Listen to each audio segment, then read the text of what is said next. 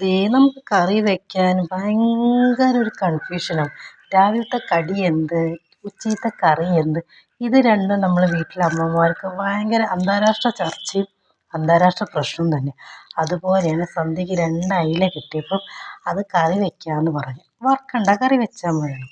അപ്പം ഞാൻ എന്തൊക്കെയോ ഉള്ളിയും തക്കാളിയൊക്കെ വാട്ടി ഇഞ്ചിയും പച്ചമുളകൊക്കെ ഇട്ട് നല്ല വാട്ടിയെടുത്തതേ മസാലയൊക്കെ ഇട്ട് നല്ല പുളിയൊക്കെ പിഴിഞ്ഞ് മസാലയൊക്കെ നല്ലോണം ഉള്ളിയിൽ പിടിക്കാൻ വേണ്ടി നല്ല തിളയ്ക്കണം. നല്ലോണം തിളച്ചതിന് ശേഷം അതേ വെട്ടി വെച്ച നമ്മളെ മീൻ ഓരോന്നോരോന്നായിട്ട് ഇടാം കേട്ടോ.